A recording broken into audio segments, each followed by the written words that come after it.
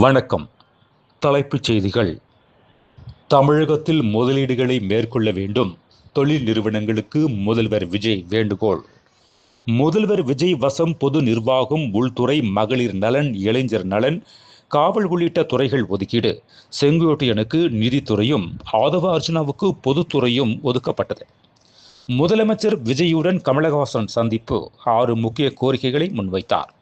NEET தேர்வு முறையை ரத்து செய்ய வலியுறுத்தி திராவிடர் கழகம், திமுக, விசிக, இடதுசாரிகள், மதிமுக உள்ளிட்ட கட்சிகள் கண்டன ஆர்ப்பாட்டம். தனக்கு எதிரான ரூபாய் 1 கோடி நஷ்டஈடு அவதூறு நோட்டீஸை திரும்ப பெற வேண்டுமென பாஜக தேசிய தலைமையிடம் ANS பிரசாத் கோரிக்கை.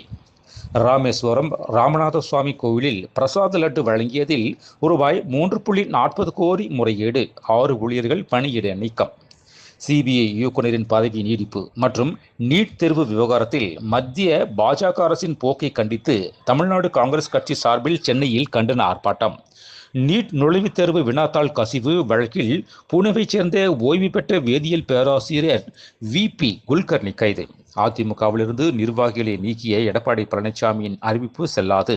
நீக்கப்பட்டவர்கள் அவரவர் பொறுப்புகளில் தொடர்வார் என SP வேலுமணி, நத்தம் விஸ்வநாதன் கூட்டாக அறிக்கை. சட்டப்பேரவை தேர்தல் தோல்வி குறித்து கள ஆய்வு செய்ய சிறப்பு குழு அமைத்து திமுக தலைவர் MK ஸ்டாலின் உத்தரவு. தாய்லாந்தில் பிரம்மாண்டமான புதிய டைனோசர் இனம் கண்டுபிடிக்கப்பட்டது.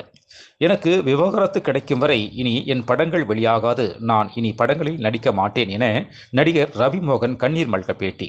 மேலும் விரிவான செய்திகளுக்கு அரசியல் ராஜ்யம் மின் இதழை படியுங்கள். நன்றி, வணக்கம்.